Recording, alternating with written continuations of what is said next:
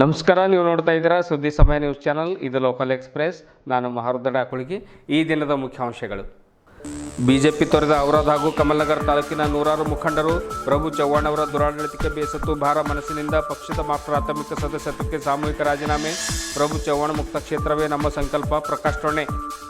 ರವೀಂದ್ರ ಸ್ವಾಮಿ ಅವರ ಆಗಮನದಿಂದ ಔರಾದ್ ಕಾಂಗ್ರೆಸ್ ಪಕ್ಷಕ್ಕೆ booster dose. ಪ್ರಭು ಚವ್ಹಾಣ್ ಹಟಾವ್, ಔರಾದ್ ಬಚಾವ್ ಜಯಘೋಷ ಮೊಳಗಿಸಿದ ಸುಚಿತ್ರಾ ಹಂಗರ್ಗಿ ತಾಯಿ. ಅಜ್ಞಾನಿ ವ್ಯಕ್ತಿಗೆ ವಾಪಸ್ ಮುಂಬೈಗೆ ಕಳಿಸಲು ಸರ್ವರು ಪಣ ತೊಡುವಂತೆ ರವೀಂದ್ರ ಸ್ವಾಮಿ ಕರೆ. ಮುಂದುವರೆದ ಶಾಸಕ ಬಂಡೆಪ್ಪ ಕಾಶಂಪುರ ಕ್ಷೇತ್ರ ಸಂಚಾರ. ಪ್ರತಿನಿತ್ಯ 16 ಹಳ್ಳಿಗಳಲ್ಲಿ ಮತಯಾಚನೆ. ಹೋದಲ್ಲೆಲ್ಲ ಅದ್ಧೂರಿಯಾಗಿ ಸ್ವಾಗತಿಸುತ್ತಿರುವ ಮತದಾರರು. ದಕ್ಷಿಣದ ಪಿಚ್ನಲ್ಲಿ ಉತ್ತಮ ಬೌಲಿಂಗ್ ಮಾಡಿ ಅಸಮರ್ಥರನ್ನು ಔಟ್ ಮಾಡಿ ಮನೆಗೆ ಕಳುಹಿಸಿ ಬಂಡೆಪ್ಪ ಕಾಶಂಪುರ್. ನಗರದ ವಿವಿಧೆಡೆ ಜೆಡಿಎಸ್ ಅಭ್ಯರ್ಥಿ ಸೂರ್ಯಕಾಂತ್ ನಾಗಮರಪಳ್ಳಿ ಭರ್ಜರಿ ಪ್ರಚಾರ. ಗುಮ್ಮೆ ಕಾಲನಿ, ರಾಘವೇಂದ್ರ ಕಾಲನಿ, ರಾಂಪುರೆ ಕಾಲನಿಯಲ್ಲಿ ಪ್ರಚಾರ. ಒಂದು ಅವಕಾಶ ನೀಡುವಂತೆ ಮತದಾರ ಬಂಧುಗಳಲ್ಲಿ ಮನವಿ. ತಮ್ಮನಿಗೆ ಸಾಥ್ ನೀಡಿದ ಅಣ್ಣ ಉಮಾಕಾಂತ್ ನಾಗಮರಪಳ್ಳಿ. ಬೀದರ್ ಉತ್ತರ ಕ್ಷೇತ್ರದ ಜೆಡಿಎಸ್ ಅಭ್ಯರ್ಥಿಗೆ ಬೆಂಬಲ ಸೂಚಿಸಿದ ದಲಿತ ಸಂಘರ್ಷ ಸಮಿತಿ ಸೇರಿದಂತೆ ವಿವಿಧ ಸಂಘಟನೆಗಳು. ಸೂರ್ಯಕಾಂತ್ ನಾಗಮರಪಳ್ಳಿ ಅವರಿಗೆ ಒಮ್ಮೆ ಅಧಿಕಾರಕ್ಕೆ ತರುವುದು ನಮ್ಮ ಬಹುದೊಡ್ಡ ಕನಸಾಗಿದೆ. ರಾಜ್ಕುಮಾರ್ ಕಾಂಬ್ಳೆ. ಇತ್ತೀಚೆಗೆ ಔರಾದ್ ಕ್ಷೇತ್ರದ ಮುದೋಳ ಗ್ರಾಮದಲ್ಲಿ ಸುರಿದ ಭಾರೀ ಮಳೆಯಿಂದ ಅಪಾರ ಸಂಖ್ಯೆಯಲ್ಲಿ ಉಳ್ಳಾಗಡ್ಡಿ ನಾಶ. ವಿಲಾಸರಾವ್ ಗೋವಿಂದರಾವ್ ಬಿರಾದರ್ ಅವರ 3 ಎಕರೆ ಜಮೀನಿನಲ್ಲಿ 3 ಲಕ್ಷ ಬೆಲೆ 10 ಟನ್ ಉಳ್ಳಾಗಡ್ಡಿ ನಾಶ. ಪರಿಹಾರ ಒದಗಿಸಲು ಕೋರಿಕೆ. ವಾರ್ತೆಗಳ ವಿವರ. ಔರಾದ್ ತಾಲೂಕಿನ ಬಿಜೆಪಿಯ ಅನೇಕ ಮುಖಂಡರು ಪಕ್ಷಕ್ಕೆ ಸಾಮೂಹಿಕ ರಾಜೀನಾಮೆ ಸಲ್ಲಿಸಿದ್ದಾರೆ. ಇಮೇಲ್ ಮೂಲಕ ಬಿಜೆಪಿ ವರಿಷ್ಠರಿಗೆ ರಾಜೀನಾಮೆ ಪತ್ರ ಪ್ರತಿಯನ್ನು ಕಳಿಸಿಕೊಟ್ಟಿರುವುದಾಗಿ ಕಮಲ್ನಗರ್ ಪಟ್ಟಣದಲ್ಲಿ ಜಂಟಿ ಸುದ್ದಿಗೋಷ್ಠಿಯಲ್ಲಿ ಹಾಗೂ ಕಾರ್ಯಕರ್ತರ ಸಭೆಯಲ್ಲಿ ಬಿಜೆಪಿಯ ಜಿಲ್ಲಾ ಉಪಾಧ್ಯಕ್ಷರಾಗಿ ಸೇವೆ ಸಲ್ಲಿಸಿದ ಪ್ರಕಾಶ್ ಟೊಣ್ಣೆಯವರು ಮಾಹಿತಿ ನೀಡಿದರು. ಸಚಿವ ಪ್ರಭು ಚವ್ಹಾಣ್ ಅವರ ಸರ್ವಾಧಿಕಾರಿ ಧೋರಣೆಯಿಂದಾಗಿ ಪಕ್ಷ ತೊರೆತಾ ಇದ್ದೇವೆ. ಪಕ್ಷ ಹಾಗೂ ವರಿಷ್ಠರ ಬಗ್ಗೆ ಇಂದಿಗೂ ಕೂಡ ನಮಗೆಲ್ಲ ಗೌರವ ಇದೆ. ಬೇರೆ ಯಾವ ಪಕ್ಷಕ್ಕೂ ಸೇರ್ಪಡೆ ಆಗ್ತಾ ಇಲ್ಲ. ಪ್ರಭು ಚವ್ಹಾಣ್ ಮುಕ್ತ ಔರಾದ್ ತಾಲೂಕು ಮಾಡುವುದೇ ನಮ್ಮ ಪ್ರಮುಖ ಗುರಿಯಾಗಿದೆ ಎಂದು ಪ್ರಕಾಶ್ ಟೊಣ್ಣೆ ಹೇಳಿದರು. 2008ರಲ್ಲಿ ಪ್ರಭು ಚವ್ಹಾಣ್ ಅವರನ್ನ ಕ್ಷೇತ್ರಕ್ಕೆ ಕರೆತಂದು ಕ್ಷೇತ್ರದಾದ್ಯಂತ ಸಂಚರಿಸಿ ಸಂಘಟನೆ ಬಲಪಡಿಸಿ ಅವರನ್ನು 3 ಬಾರಿ ಗೆಲ್ಲಿಸಿದ್ದೇವೆ.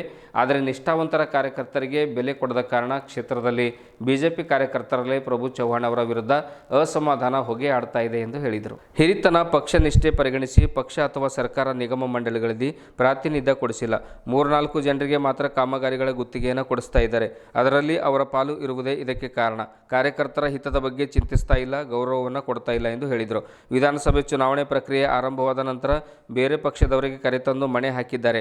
ಆದರೆ ಮೂಲ ಬಿಜೆಪಿಗರಿಗೆ ಈವರೆಗೂ ಆಹ್ವಾನ ನೀಡಿಲ್ಲ. ಹೀಗಾಗಿ ನಮ್ಮ ಆತ್ಮಸಮ್ಮಾನ ಹಾಗೂ ಸ್ವಾಭಿಮಾನಕ್ಕಾಗಿ ಕ್ಷೇತ್ರದಲ್ಲಿ ಬೆಳೆಸಿದ ಪಕ್ಷಕ್ಕೆ ಭಾರದ ಮನಸ್ಸಿನಿಂದ ರಾಜೀನಾಮೆ ಕೊಟ್ಟಿದ್ದೇವೆ ಎಂದು ತಿಳಿಸಿದರು. ಪ್ರಭು ಚವ್ಹಾಣ್ ಅವರು ಕಾರ್ಯಕರ್ತರನ್ನು ವಿಶ್ವಾಸಕ್ಕೆ ತೆಗೆದುಕೊಳ್ಳದ ಕಾರಣ ಪ್ರತಿ ಚುನಾವಣೆಗೆ ಅವರ ಗೆಲುವಿನ ಅಂತರ ಕಡಿಮೆ ಆಗ್ತಾನೆ ಬರ್ತಾ ಇದೆ. ಈ ಬಾರಿಯ ಚುನಾವಣೆಯಲ್ಲಿ ಅವರು ಗೆಲ್ಲುವುದು ತುಂಬ ಕಷ್ಟ. ಹೀಗಾಗಿ ಬೇರೆ ಅಭ್ಯರ್ಥಿಗೆ ಟಿಕೆಟ್ ಕೊಡಬೇಕೆಂದು ಬೆಂಗಳೂರಿನಲ್ಲಿ ನಿಯೋಗದಲ್ಲಿ ವರಿಷ್ಠರನ್ನು ಭೇಟಿ ಮಾಡಿ ಮನವಿ ಮಾಡಿದ್ದೇವೆ. ಆದರೆ ಅವರಿಗೆ ಟಿಕೆಟ್ ಕೊಡಲಾಗಿದೆ. ಹೀಗಾಗಿ ಪಕ್ಷ ಔರಾದ್ ಕ್ಷೇತ್ರ ಕಳೆದುಕೊಳ್ಳಲಿದೆ ಎಂದು ತಿಳಿಸಿದರು. ಪ್ರಭು ಚವ್ಹಾಣ್ ಅವರು ಸ್ವತಃ ಪಕ್ಷ ವಿರೋಧಿ ಚಟುವಟಿಕೆ ನಡೆಸಿದ್ದು ಔರಾದ್ ಕ್ಷೇತ್ರದಲ್ಲಿ ಬಿಜೆಪಿ ದುರ್ಬಲವಾಗಲು ಕಾರಣವಾಗಿದೆ. ಜಿಲ್ಲಾ ಪಂಚಾಯತ್ ಅಧ್ಯಕ್ಷರ ವಿರುದ್ಧ ಅವಿಶ್ವಾಸ ಸಂದರ್ಭದಲ್ಲಿ ಅವರ ಸಹೋದರ ಮಾರುತಿ ಚವ್ಹಾಣ್ ಕಾಂಗ್ರೆಸ್ ಪರ ಮತ ಚಲಾಯಿಸಿದರು. ಕಳೆದ ಚುನಾವಣೆಯಲ್ಲಿ ಏಕಂಬ ಜಿಲ್ಲಾ ಪಂಚಾಯತ್ ಕ್ಷೇತ್ರದಲ್ಲಿ ಪ್ರಭು ಚವ್ಹಾಣ್ ಪಕ್ಷ ವಿರೋಧಿ ಚಟುವಟಿಕೆ ಮಾಡಿದರು. ಪರಿಣಾಮವಾಗಿ ಕಾಂಗ್ರೆಸ್ ಅಭ್ಯರ್ಥಿ ಗೆಲುವು ಸಾಧಿಸಿದರು. ಚವ್ಹಾಣ್ ಈಗ ಅವರನ್ನು ಜತೆಯಲ್ಲಿ ತೆಗೆದುಕೊಂಡು ಓಡಾಡ್ತಾ ಇದ್ದಾರೆ ಎಂದು ಆರೋಪಿಸಿದರು. ಗುತ್ತಿಗೆದಾರರಿಗೆ ಅನುಕೂಲ ಮಾಡಿಕೊಡಲು ಔರಾದ್ ತಾಲೂಕಿನ ಸಾವರಗಾಂವ್ ಹಂಗರ್ಗಾದಲ್ಲಿ ರೂಪಾಯಿ 70 ಕೋಟಿ ವೆಚ್ಚದಲ್ಲಿ ಬ್ರಿಡ್ಜ್ ಕಮ್ ಬ್ಯಾರೇಜ್ ನಿರ್ಮಿಸ್ತಾ ಇದ್ದಾರೆ. ಜನರ ತೆರಿಗೆ ರೂಪಾಯಿ 70 ಕೋಟಿ ಪೋಲು ಮಾಡ್ತಾ ಇದ್ದಾರೆ. ಇದರಿಂದ ಜನರಿಗೆ ಯಾವುದೇ ರೀತಿಯ ಲಾಭವಿಲ್ಲ. ಬಲ್ಲೂರದಲ್ಲಿ ಇಂದಿರಾ ಗಾಂಧಿ ವಸತಿ ಶಾಲೆ ಕಾಮಗಾರಿ ಆರಂಭಿಸಿಲ್ಲ. ಜಲಜೀವನ್ ಮಿಷನ್ ಯೋಜನೆಯಲ್ಲಿ ಔರಾದ್ ತಾಲೂಕು ರಾಜ್ಯದಲ್ಲೇ ಕೊನೆ ಸ್ಥಾನದಲ್ಲಿದೆ. ಕ್ಷೇತ್ರದಲ್ಲಿ ಆಡಳಿತ ಯಂತ್ರ ಸಂಪೂರ್ಣ ಕುಸಿದಿದೆ ಎಂದು ತಮ್ಮ ಆಕ್ರೋಶವನ್ನು ಹೊರಹಾಕಿದರು. ಇದೇ ಸಂದರ್ಭದಲ್ಲಿ ಪ್ರಾಣಿ ಕಲ್ಯಾಣ ಮಂಡಳಿ ಸದಸ್ಯರಾದ ಬಂಡೆಪ್ಪ ಕಂಟೆ, ಏಕ್ತಾ ಫೌಂಡೇಶನ್ ನಿಕಟ ಪೂರ್ವಾಧ್ಯಕ್ಷರಾದ ರವೀಂದ್ರ ಸ್ವಾಮಿ, ಬಿಜೆಪಿಯ ಮಾಜಿ ಜಿಲ್ಲಾ ಉಪಾಧ್ಯಕ್ಷರಾದ ಚಂದ್ರಶೇಖರ್ ದೇಶ್ಮುಖ್, ಮಾಜಿ ಜಿಲ್ಲಾ ಪ್ರಧಾನ ಕಾರ್ಯದರ್ಶಿ ಶ್ರೀಮತಿ ಸುಚಿತ್ರಾ ಹಂಗರ್ಗಿ, ಚಾಂದೋರಿ ಮಾಜಿ ಗ್ರಾಮ ಪಂಚಾಯತ್ ಅಧ್ಯಕ್ಷರು ಹಾಗೂ ಬಿಜೆಪಿಯ ಜಿಲ್ಲಾ ಮಾಜಿ ಕಾರ್ಯಕಾರಿಣಿ ಸದಸ್ಯರಾದ ದೀಪಕ್ ಪಾಟೀಲ್ ಚಾಂದೋರಿ, ತಾಲೂಕಾ ಪಂಚಾಯತ್ ಮಾಜಿ ಅಧ್ಯಕ್ಷ ಶ್ರೀರಂಗ್ ಪರಿಹಾರ್, ಕುಮಾರ್ ದೇಶ್ಮುಖ್, ಜ್ಞಾನೇಶ್ವರ್ ಪಾಟೀಲ್, ವಸಂತ್ ದೇಸಾಯಿ ಸೇರಿದಂತೆ ಅನೇಕರು ಉಪಸ್ಥಿತರಿದ್ದರು.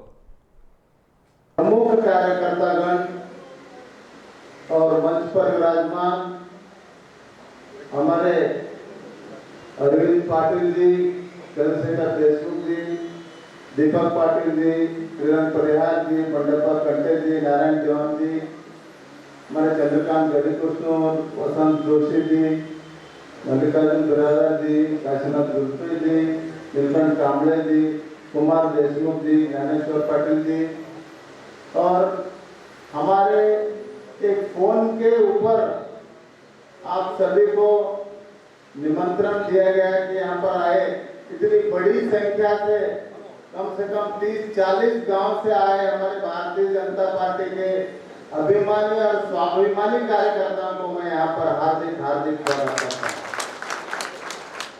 दोस्तों, गए 25-30 साल से भारतीय जनता पार्टी को हम लोगों ने सींचा है और खून से बड़ा किया है। ऐसे भारतीय जनता पार्टी को गए 15 साल से हमने प्रभु चौहान को यहाँ पर शासक बनाया और गए 4 साल से वे मंत्री हैं। आपको याद होगा 25 साल पहले 30 साल पहले से जो कार्यकर्ता पुराने कार्यकर्ता यहाँ पर काम किया, गुंडापा वकील पार्टी छोड़ के चले गए। एक बहुत ही कम कार्यकर्ता यहाँ पर रहे थे। वैसे टाइम में रमेश बिरादार अध्यक्ष थे। तब मैंने 1 लाख रुपए का चंदा करके पार्टी अकाउंट में जमा करके पार्टी चलाया। तो तब से लेके अब तक क्या हुआ आप देख रहे हैं। चंद दिन पहले माजी अध्यक्ष रमेश देवगत्ते पार्टी छोड़ के चले गए। उनके साथ में इतने सारे नेता पार्टी छोड़ के जा रहे हैं। और हम लोग 2 महीने पहले हमने क्या किया, बेंगलोर चले गए नियोग लेके। हम लोग मुख्यमंत्री बोम्मई जी से लेकर जो भारतीय जनता पार्टी का कोर कमेटी है, national general secretary C P, Ravi Yediyurappa के बेटे विजेंद्र जी, के ईश्वरप्पा जी, आर अशोक जी, अश्वत्थ नारायण जी, रवि कुमार जी, सभी लोगों को जाकर मिले। हमने उनसे कहा कि 15 साल से जो शासक प्रभु चौहान जी हैं यहाँ पर वो बिल्कुल भ्रष्टाचार में डूबे हुए हैं। कोई गांव में किसी कार्यकर्ता को पूछने को तैयार नहीं। कोई जाके उनसे काम बोलेगा तो चुप सुनते हैं और चुप भागते हैं। ये बार वो चुन के नहीं आते, आप उनका टिकट कट करो। कोई नया आदमी को आप टिकट दो, उनके हम उनको बोले। लेकिन 2 महीना हुआ उस बात को, एक भी आदमी भारतीय जनता पार्टी के सीनियर नेता, जिला अध्यक्ष, कोई भी हमको बुलाया नहीं और बात नहीं किया। और प्रभु चौहान को पैसा और सत्ता का माज इतना चढ़ गया है। आज औरात तालुके का सुपुत्र केंद्र मंत्री भगवंत खूबा को उन्होंने अपने नाम निर्देशन के लिए जो डालते हैं ना, उसको भी नहीं बुलाया। तो आप केंद्रीय मंत्री को कुछ नहीं समझते तो हम जैसे कार्यकर्ता को क्या समझेंगे। तो आपके पास इतना पैसा हुआ है, इतना भ्रष्टाचार किए आपको दिमाग में आया कि मैं 1000-2000 रुपए को एक वोट खरीदूंगा और मैं फिर से एमएलए बनाऊंगा। तो आज गए 15 साल में वो क्या करें, हर गांव में झगड़ा लगाना, जात जात में झगड़ा लगाना, कार्यकर्ताओं में झगड़ा लगाना और गांव में गठबाजी। अरे तुम लोग कांग्रेस को दूसरे पार्टी को बोल गए, ये लोग बीजेपी में ही गठबाजी चालू करे। आप देखिए परसों शिव जयंती का कैसा किया इन्होंने। शिवाजी जयंती में दो गठ बनाए तो ये सब 44 लागू किया। तो ये मक्तेदारी, दंडेलशाही और हिटलर जैसा इनका जो बर्ताव है, इससे तंग आया है औराद और कमाल हड़ताल का। भारतीय जनता पार्टी के प्राथमिक सदस्य को राजीनामा दे रहे बोल के सभी को मालूम होना, इसलिए सब उठ के दोनों हाथ खड़ा करके आप लोग सपोर्ट कीजिए। ये प्रभु चौहान के खिलाफ है।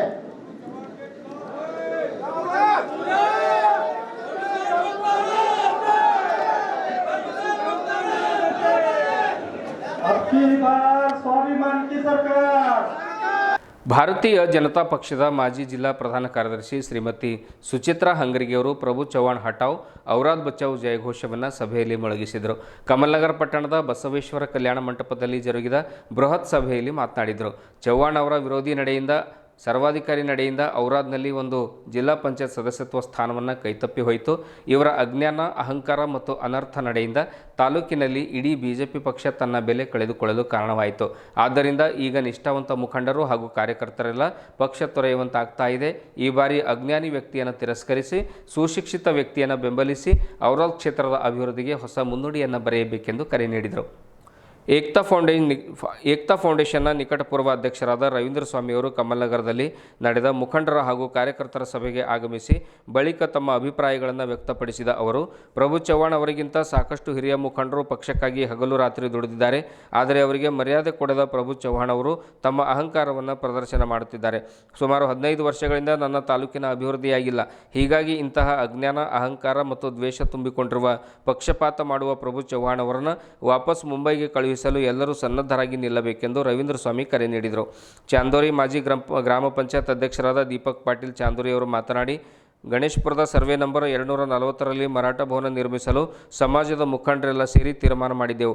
ಜಮೀನು ಕೂಡ ಖರೀದಿಯಾಯಿತು. ಆದರೆ ನಮ್ಮ ಮರಾಠ ಸಮಾಜದಲ್ಲಿ ಒಡಕುಂಟು ಮಾಡಿ ಒಡೆದಾಳುವ ನೀತಿ ಅನುಸರಿಸುತ್ತಿರುವಂಥ ಪ್ರಭು ಚವ್ಹಾಣ್ ಅವರು ಶಿವಾಜಿ ಮಹಾರಾಜರ ಜಯಂತಿ ಆಚರಣೆ ಮಾಡುವಾಗ 144 ಜಾರಿ ಮಾಡಿದ್ದು ಮರಾಠ ಸಮುದಾಯದ ಆಕ್ರೋಶಕ್ಕೆ ಕಾರಣವಾಯಿತು. ಆದರೆ ಅದೇ ಸ್ಥಳದಲ್ಲಿ ಮರಾಠ ಸಮುದಾಯವನ್ನು ನಿರ್ಮಾಣ ಮಾಡಿಯೇ ತೀರುತ್ತೇವೆ ಎಂದು ದೀಪಕ್ ಪಾಟೀಲ್ ಚಾಂದೋರಿ ಸಡ್ಡು ಹೊಡೆದರು.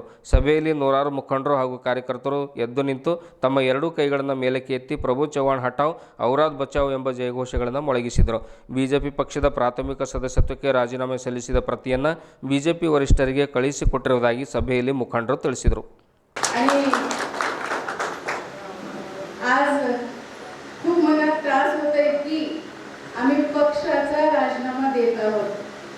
आणि कारण काय ते तुम्हाला सगळ्यांना माहिती आहे की कशामुळे देत आहोत म्हणून.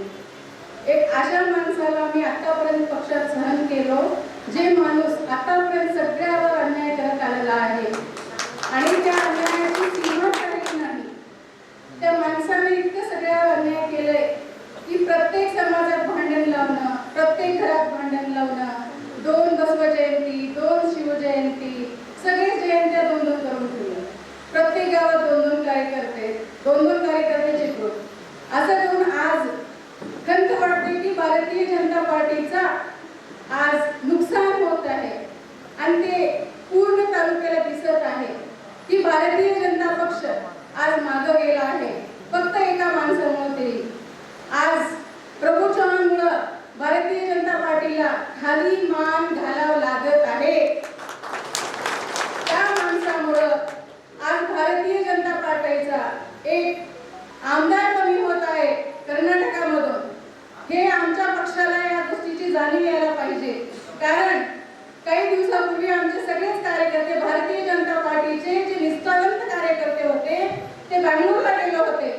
त्यांना निवेदन देऊन आले होते की ह्या माणसाला ह्या वेळेस तिकीट देऊ नका म्हणून. तरी त्यांनी दिलं. कारण हरणार आहे ते माणूस हे निश्चित आहे. कारण औरादच्या जनतेने त्या माणसाला हरवायचं निश्चित करून ठेवलेलं आहे. आम्ही नाही, पूर्ण जनतेने. कारण त्या माणसाचा अत्याचार पूर्ण औरादमध्ये वाढलेले आहे. प्रत्येक घरात भांडण तर आहेच आहे. पुन्हा त्या माणसाचं एक अनएज्युकेटेड असून काश त्यांना आमचा प्रतिनिधी म्हणून त्या विधानसभामध्ये ज्यावेळेस बोलतोय त्यावेळेस आम्हाला लाज वाटते त्या माणसाची. त्या माणसाला बघून वाटते की ह्या लोकांचं प्रतिनिधित्व करणारा माणूस जर असे असेल तर औरादची जनता कशी असेल हे आमच्यावर प्रश्नचिन्ह आहे.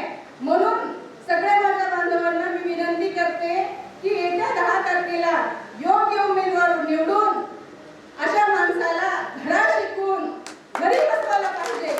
एवढं म्हणून मी सगळ्यांचं धन्यवाद म्हणते. थँक्यू. सभी को प्रेस मीट में मंच पर मेरे तालुके के पूरे बड़े बुजुर्ग और यहाँ पे आए सब पूरे बीजेपी कार्यकर्ताओं को रवि स्वामी जी की तरफ से नमस्ते।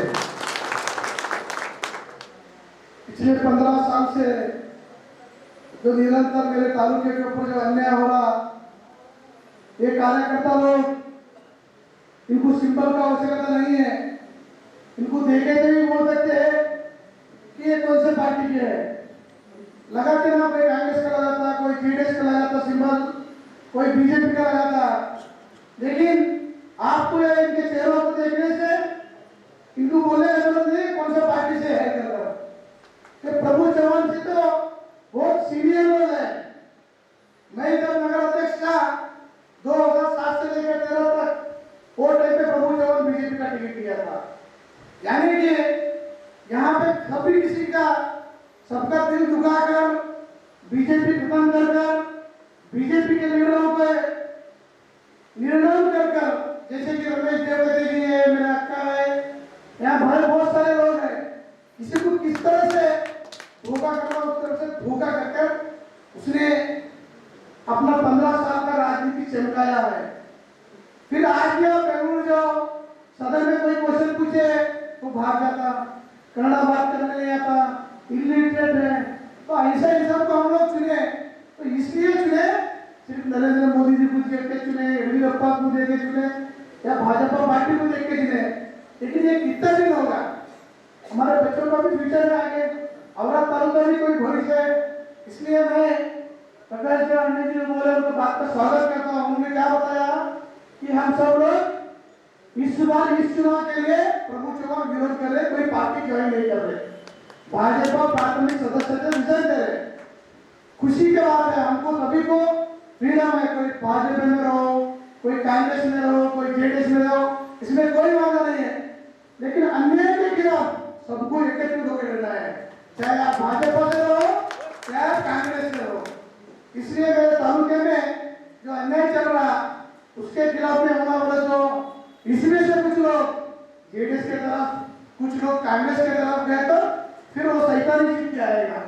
इसके लिए मैं आप सभी लोगों को विनती करता हूँ, अब सभी लोग मिलकर कौन सुशिक्षित है, जिसको राजनीति का अनुभव है, जो एजुकेटेड है, यानी कि मैं किसके तरफ बोल रहा हूँ, पार्टी का नाम नहीं ले सकता क्योंकि ये मंच ऐसे है, देख कर सोच समझ कर जो पीछे गलती करे वो गलती आप पीछे नहीं होना कर हम या तो मारो या मरो के इसमें से मैं फॉलो करने वाला हूँ। मुझे भी भाजपा छोड़ने में बहुत तकलीफ हुआ, लेकिन एक ही दिन में मैंने निर्णय लिया, इसको अगर बिगड़ छोड़कर मुंबई भिजाना है और आपने प्रभु चौहान मुक्त तालुका करना है तो मैं और कुमार देशमुख दोनों डिसाइड करे, दोनों कांग्रेस पक्ष से ज्वाइन करे, काम करने चालू करे। और हमको यकीन है हमारे औरत तालुके के लोग बहुत समझदार और है, उसको भिजाने का प्रयास करने का मैं आप सभी लोगों को मेरे तरफ से हाथ जोड़कर रिक्वेस्ट करता हूँ, कुछ भी निर्णय लो, प्रभु चौहान आने वाले 13 तारीख के बाद औरत तालुके में नहीं दिखना, मुंबई में दिखना, ऐसा निर्णय लो पक्ष में। इस मंच पर मुझे बोलने का मौका दिया, धन्यवाद कहकर मेरे शब्दों को विराम देता हूँ। धन्यवाद। हटाओ औरत बचाओ। आज से 10 तारीख तक सिर्फ एक ही नारा होगा, प्रभु चौहान हटाओ, प्रभु चौहान हटाओ, प्रभु चौहान हटाओ। 5-6 गाड़ी कहती है टोली घूम रहा है तालुका में, गाँव जाएंगे। हाँ, वो टोली का जवाब हम हर गाँव में आएंगे, आपको पेपर बताएंगे 144 कैसा लागू करे, कौन कौन लेटर दिए। हमारा 2012 में 240 सर्वे नंबर में गणेशपुर के पास औरत का सर्वे नंबर में 32 गुंठे जमीन जो है हम मराठा लोगों ने 2100 रुपए चर्चा करके हम जमीन लिए थे। आज हमारा मराठा समाज को मैं ये कहते हैं जमीन दान दिया बोले कोई क्या निजाम किया हुआ है, उसका दान हमको देंगे, हमारे को दान नहीं चाहिए भैया। हमारा जो जगह है हम भवन वहीं बनाएंगे और ये जो टोली फैलाएगा उनको हम पूरे पेपर लाके आपके हरे गाँव में आके आपको डिटेल से पूरा जानकारी देंगे। जय हिंद। ಮಾಜಿ ಸಚಿವರು ಜೆಡಿಎಸ್ ಶಾಸಕಾಂಗ ಪಕ್ಷದ ಉಪನಾಯಕರು ಜೆಡಿಎಸ್ ಕೋರ್ ಕಮಿಟಿ ಅಧ್ಯಕ್ಷರು ಬೀದರ್ ದಕ್ಷಿಣ ಕ್ಷೇತ್ರದ ಶಾಸಕರು ಜೆಡಿಎಸ್ ಅಭ್ಯರ್ಥಿಯಾಗಿರುವಂತಹ ಬಂಡೆಪ್ಪ ಕಾಶೆಂಪುರ ಅವರು ಮತಯಾಚನಾ ಯಾತ್ರೆ ಮುಂದುವರೆಸಿದ್ದಾರೆ. ಪ್ರತಿನಿತ್ಯ 10 ಹಳ್ಳಿಗಳಿಗೆ ಭೇಟಿ ನೀಡಿ ಮತಯಾಚನೆ ನಡೆಸುತ್ತಿರುವ ಅವರನ್ನು ಮತದಾರರು, ಅಭಿಮಾನಿಗಳು, ಕಾರ್ಯಕರ್ತರು ಹೋದಲ್ಲೆಲ್ಲ ಅದ್ಧೂರಿಯಾಗಿ ಸ್ವಾಗತ ಮಾಡ್ತಾ ಇದ್ದಾರೆ. ಬೀದರ್ ದಕ್ಷಿಣ ಕ್ಷೇತ್ರದ ನಿಜಾಂಪುರ, ಹಜ್ಜರ್ಗಿ, ಕಮಲಾಪುರ, ಕೊಳಾರ್ಕೆ ಸೇರಿದಂತೆ ವಿವಿಧೆಡೆ ಭಾನುವಾರ ಮತಯಾಚನೆ ಯಾತ್ರೆ ನಡೆಸಿದ ಶಾಸಕ ಬಂಡೆಪ್ಪ ಕಾಶೆಂಪುರ ಅವರನ್ನು ಗ್ರಾಮಗಳ ಮತದಾರರು, ಜೆಡಿಎಸ್ ಪಕ್ಷದ ಮುಖಂಡರು, ಕಾರ್ಯಕರ್ತರು, ಅಭಿಮಾನಿಗಳು ಬಾಜಾ ಭಜಂತ್ರಿಯೊಂದಿಗೆ ಪಟಾಕಿ ಸಿಡಿಸುವ ಮುಖಾಂತರ ಭರ್ಜರಿಯಾಗಿ ಸ್ವಾಗತ ಕೋರಿದರು. ಗ್ರಾಮ ಸಂಚಾರ ನಡೆಸಿ ಮನೆ ಮನೆಗೆ ತೆರಳಿ ಮತಯಾಚಿಸಿದ ಶಾಸಕ ಬಂಡೆಪ್ಪ ಕಾಶೆಂಪುರ ಅವರು ನಾಡಿನ ಒಳಿತಿಗಾಗಿ, ಕ್ಷೇತ್ರದ ಇನ್ನಷ್ಟು ಅಭಿವೃದ್ಧಿಗಾಗಿ ಜೆಡಿಎಸ್ ಪಕ್ಷಕ್ಕೆ ಮತ ನೀಡುವಂತೆ ಮನವಿ ಮಾಡಿದರು. ಜೆಡಿಎಸ್ ಪಕ್ಷ ಅಧಿಕಾರದಲ್ಲಿದ್ದಾಗ ಮಾಡಿದ ಜನಪರ ಕೆಲಸಗಳ ಬಗ್ಗೆ ಮತದಾರರಿಗೆ ತಿಳಿಸಿದ ಅವರು ಪಕ್ಷದ ಪ್ರಣಾಳಿಕೆಗಳ ಬಗ್ಗೆ ಜನರಿಗೆ ಮಾಹಿತಿ ನೀಡಿದರು. ಪ್ರಚಾರದ ನಡುವೆ ಗ್ರಾಮಗಳ ಮಂದಿರ, ಮಸೀದಿ, ಚರ್ಚ್, ದರ್ಗಾಗಳಿಗೆ ಭೇಟಿ ನೀಡಿ ಪೂಜೆ, ಪ್ರಾರ್ಥನೆ ಸಲ್ಲಿಸಿದ ಶಾಸಕ ಬಂಡೆಪ್ಪ ಕಾಶೆಂಪುರ ಅವರು ಗ್ರಾಮಗಳಲ್ಲಿನ ಮಹಾತ್ಮರ ಪುತ್ಥಳಿ, ಪ್ರತಿಮೆ, ಫೋಟೋಗಳಿಗೆ ಮಾಲಾರ್ಪಣೆ ಮಾಡಿದರು. ಇದೇ ವೇಳೆ ಕೊಳಾರ್ಕೆ ಗ್ರಾಮದಲ್ಲಿ ನೂತನವಾಗಿ ಆರಂಭಿಸಲಾದ ಜೆಡಿಎಸ್ ಪಕ್ಷದ ಕಚೇರಿಯನ್ನು ಕೂಡ ಉದ್ಘಾಟನೆ ಮಾಡಿದರು. ಯಾರಿಗೂ ಉಂಟು ಬೀದರ್ ದಕ್ಷಿಣ ಕ್ಷೇತ್ರ ಇದು ಗ್ರೌಂಡ್ ಅದ ಅಂದ್ರೆ ಎಲ್ಲರಿಗೂ ಬ್ಯಾಟಿಂಗ್ ಮಾಡ್ಲಕ್ ಪರ್ಮಿಷನ್ ಇಲ್ಲ. ಇಲ್ಲಿ ಯಾವನ ಅವನಿಗೆ ಬ್ಯಾಟಿಂಗ್ ಮಾಡ್ಲಕ್ ಪರ್ಮಿಷನ್ ಅದ. ನೀವೆಲ್ಲ ಮತದಾರರು ಹಿಂಗ್ ಬಾಲಿಂಗ್ ಮಾಡ್ರಿ. ಇವು ಡೂಪ್ಲಿಕೇಟ್ ಮಂದಿ ಪೈಲೆ ಬೋಲ್ಡ್ ಮಾಡಿ ಔಟ್ ಮಾಡಕ್ ನೀವು.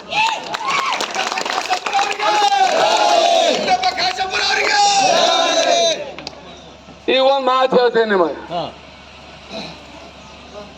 ये कांग्रेस पार्टी हम सरकार बनाने से पहले उनका 5 साल सरकार था. 10 ಗಂಟೆಗೆ ನಮ್ಮ ಮೈಕ್ ಬಂದಾಯ್ತು, ಸಂಬಂಧಿ ನೋಡಲ್ಲ. ಅದ ಕಡೆ ನಾ ಹೆಚ್ಚು ಮಾತಾಡಕ್ ಹೋಗಲ್ಲ. ಒಂದೇ ಒಂದು ಹೇಳಕ್ ಬಯಸ್ತೀನಿ, ತಮ್ಮೆಲ್ಲ ಆಶೀರ್ವಾದದಿಂದ 2018ರಲ್ಲಿ MLA ಮೊನ್ನೆ ಗೆದ್ದಾಗ ಮಂತ್ರಿಯಾಗಿ ಏನ್ ಕಾರಂಜ ಸಂತಸ್ತೇನೋ, ಇವತ್ತೇನು ನಿಜಾಪುರ ಗ್ರಾಮದಲ್ಲಿ ಇಷ್ಟೊಂದು ದೊಡ್ಡ ಪ್ರಮಾಣದಲ್ಲಿ ನಮಗೆ ಮತಯಾಚನೆ ಮಾಡ್ಲಕ್ ಬಂದಾಗ ತಾವೆಲ್ಲ ಸ್ವಾಗತ ಮಾಡಿ ಕರ್ಕೊಂಡ್ ಬಂದ್ರಿ. ತಮಗ್ ಮಟ್ಟ ಬಂದವ ನಾನು ಧನ್ಯವಾದ ಹೇಳ್ತೀನಿ, ಅಭಿನಂದನೆ ಸಲ್ಲಿಸ್ತೀನಿ ಬಂದವೆ.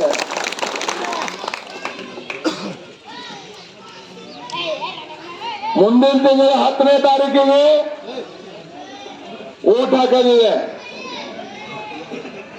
ನೀವೆಲ್ಲರೂ ಸೇರಿ ಮನೆ ಕೂತ್ಕೊಂಡು ಒಂದು ಸ್ವಲ್ಪ 10 ಮಿನಿಟ್ಗೆ ಲೆಕ್ಕ ಹಾಕ್ರಿ. ಯಾರ ಪರವಾಗಿ ಓಟ್ ಮಾಡಬೇಕು, ಯಾರು ನಮ್ಮ ಮನೆತನ ಸವಲತ್ತುಗಳು ಕೊಡ್ತಾರ, ಯಾವ್ಯಾವ ಪಾರ್ಟಿ ಆಡಳಿತ ಮಾಡಿದೆ, ಯಾರ್ಯಾರ ಅವಧಿಯಲ್ಲಿ ಏನೇನು ಕೊಟ್ಟಾರ ಎಂಬ ನಿಟ್ಟಿನಲ್ಲಿ ನೀವು ಲೆಕ್ಕ ಹಾಕ್ಬೇಕಾಗ್ತದೆ.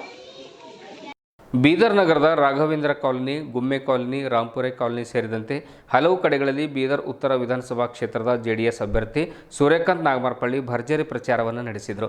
ತಮ್ಮ ಪಕ್ಷದ ಪ್ರಣಾಳಿಕೆಗಳುಳ್ಳ ಕರಪತ್ರಗಳನ್ನು ಹಂಚುತ್ತಾ ಮನೆ ಮನೆಗೆ ತೆರಳಿ ಪ್ರಚಾರ ಮಾಡಿದರು. ಬಳಿಕ ಮಾತನಾಡಿದ ಅವರು ಜೆಡಿಎಸ್ನ ಪಂಚರತ್ನ ಯೋಜನೆಗಳು ಜನರ ಮನ ಸೆಳೆದಿವೆ. ಸಾಲ ಮನ್ನಾ, ವರ್ಷಕ್ಕೆ 5 ಸಿಲಿಂಡರ್ ನೀಡುವುದು, ರೈತರಿಗೆ ಸಹಾಯ ಮಾಡತಕ್ಕಂಥದ್ದು, ವೃದ್ಧರಿಗೆ ತಿಂಗಳಿಗೆ 2500 ರೂಪಾಯಿ ನೀಡುವುದು ಸೇರಿದಂತೆ ಹಲವು ಮಹತ್ವದ ಯೋಜನೆಗಳ ಸಹಕಾರಕ್ಕಾಗಿ ಜೆಡಿಎಸ್ ಪಕ್ಷಕ್ಕೆ ಮತ ನೀಡಿ ಈ ಬಾರಿ ಒಂದು ಅವಕಾಶ ನೀಡುವಂತೆ ಸೂರ್ಯಕಾಂತ್ ನಾಗಮಾರಪಳ್ಳಿ ಮನವಿ ಮಾಡಿಕೊಂಡರು. ಇದೇ ವೇಳೆ ಡಿಸಿಸಿ ಬ್ಯಾಂಕ್ ಅಧ್ಯಕ್ಷರಾದ ಉಮಾಕಾಂತ್ ನಾಗಮಾರಪಳ್ಳಿ ಸೇರಿದಂತೆ ನೂರಾರು ಕಾರ್ಯಕರ್ತರು ಅವರಿಗೆ ಸಾಥ್ ನೀಡಿದರು. ಪಕ್ಷದ ಜನತಾದಳ ಸೆಕ್ಯುಲರ್ ಈ ಪಕ್ಷದ ಕಚೇರಿಯನ್ನು ಇವತ್ತು ರಾಘವೇಂದ್ರ ಕಾಲೋನಿಯಲ್ಲಿ ಓಪನಿಂಗ್ ಮಾಡಿ ಮನೆ ಮನೆಗೆ ಮತಯಾಚನೆ ಮಾಡಿ ಪಕ್ಷದ ಕಾರ್ಯಕ್ರಮ ಬಗ್ಗೆ ಜನಕ್ಕೆ ಹೇಳಿ ಹಿಂದೆ ನಾವು ಮಾಡಿರ್ತಕ್ಕಂಥ ಕೆಲಸ, ಮುಂದೆ ನಾವು ಮಾಡ್ತಕ್ಕಂಥ ಕೆಲಸನೂ ಕೂಡ ಅವರಿಗೆ ತಿಳಿಸಿ ಇವತ್ತು ಎಲ್ಲರದ್ದು ಸಹಯೋಗ ಸಹಕಾರದಿಂದ ಎಲ್ಲ ಹಿರಿಯರು ಸಹಯೋಗ ಕೊಡ್ತಾ ಇದ್ದಾರೆ, ಆಶೀರ್ವಾದ ಮಾಡ್ತಾ ಇದ್ದಾರೆ. ಭಾಳ ಒಳ್ಳೆಯ ರೀತಿಯಲ್ಲಿ ಪ್ರಚಾರವನ್ನು ನಡೀತಾರೆ.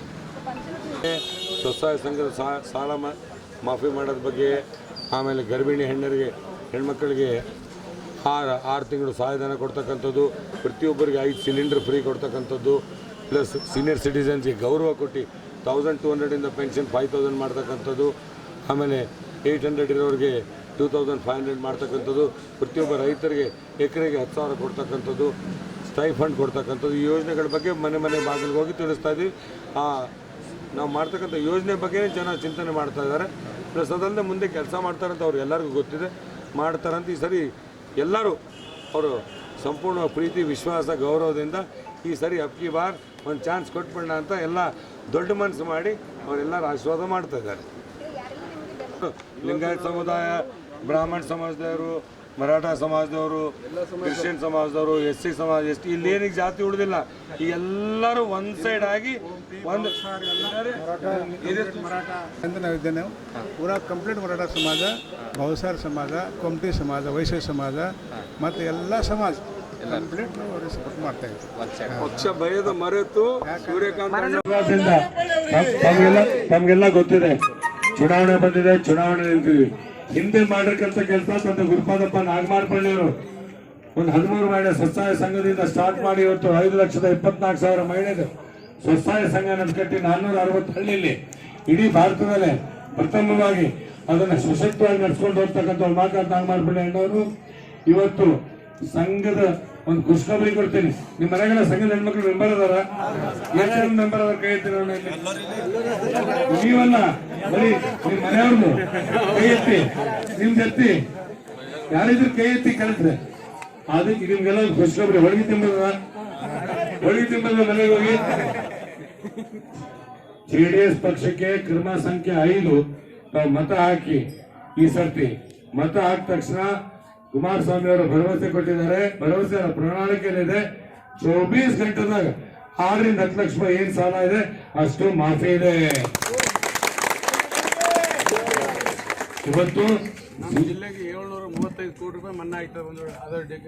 ಬೀದರ್ ಉತ್ತರ ಕ್ಷೇತ್ರದ ಜಾತ್ಯತೀತ ಜನತಾದಳದ ಅಭ್ಯರ್ಥಿ ಸೂರ್ಯಕಾಂತ್ ನಾಗಮಾರಪಳ್ಳಿ ಅವರಿಗೆ ದಲಿತ ಸಂಘರ್ಷ ಸಮಿತಿಯ ಜಿಲ್ಲಾ ಸಂಯೋಜಕ ರಾಜ್ಕುಮಾರ್ ಕಾಂಬ್ಳೆ ತಮ್ಮ ಬೆಂಬಲವನ್ನು ಸೂಚಿಸಿದರು.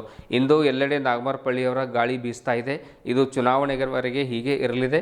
ಒಮ್ಮೆ ಅವರನ್ನು ಅಧಿಕಾರಕ್ಕೆ ತರಬೇಕೆನ್ನುವಂಥದ್ದು ನಮ್ಮೆಲ್ಲರ ಬಹುದೊಡ್ಡ ಆಸೆಯಾಗಿದೆ. ಏಕೆಂದರೆ ಅವರು ಅಧಿಕಾರದಲ್ಲಿ ಇಲ್ಲದಿದ್ದರೂ ಕೂಡ ಸಾಕಷ್ಟು ಅಭಿವೃದ್ಧಿ ಕೆಲಸಗಳನ್ನು ಮಾಡಿದ್ದಾರೆ.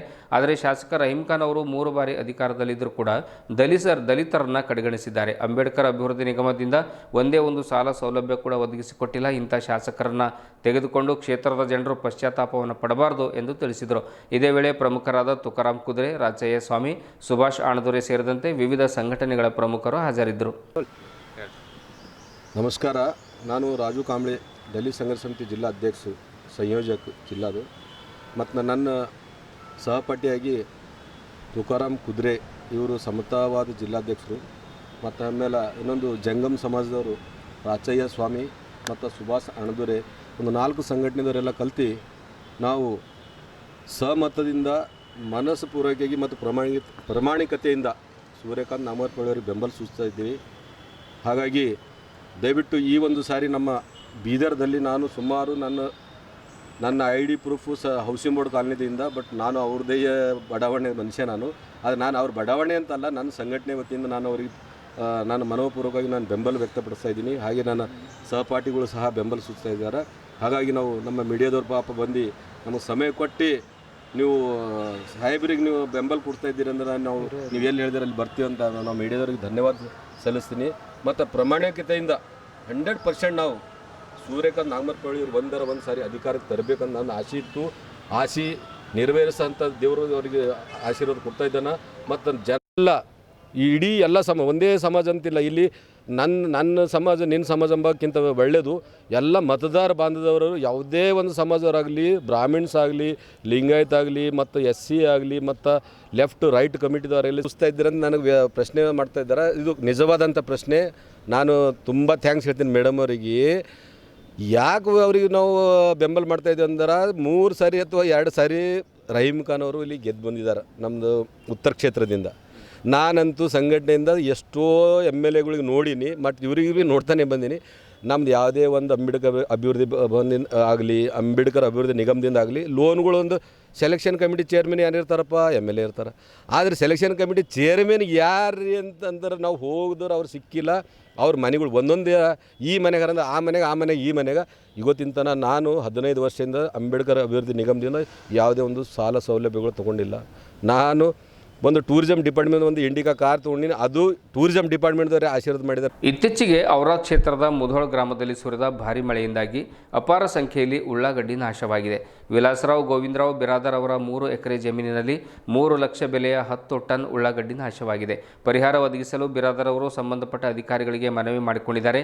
ಈ ಕುರಿತು ಶಾಸಕ ಪ್ರಭು ಚವ್ಹಾಣ್ ಅವರಿಗೆ ಹಲವಾರು ಬಾರಿ ಮನವಿ ಮಾಡಿಕೊಂಡರೂ ಕೂಡ ರೈತರ ಬಗ್ಗೆ ಹಗುರವಾಗಿ ತೆಗೆದುಕೊಂಡು ನಿರ್ಲಕ್ಷ್ಯವನ್ನು ತೋರ್ತಾ ಇದ್ದಾರೆ. ಫೋನ್ ಕರೆ ಮಾಡಿದರೂ ಕೂಡ ಕರೆ ಸ್ವೀಕಾರ ಮಾಡ್ತಾ ಇಲ್ಲ ಎಂದು ಫೋನ್ ಕರೆ ಮುಖಾಂತರ ತಿಳಿಸಿದ್ದಾರೆ. ಆಳುವವರೇ ಈ ರೀತಿ ಮಾಡಿದರೆ ರೈತರಿಗೆ ನ್ಯಾಯ ಒದಗಿಸುವವರು ಯಾರು ಎಂದು ಮುಧೋಳ ಗ್ರಾಮದ ರೈತರು ತಮ್ಮ ಅಳಲನ್ನು ಮಾಧ್ಯಮದವರ ಮುಂದೆ ತೋಡಿಕೊಂಡಿದ್ದಾರೆ.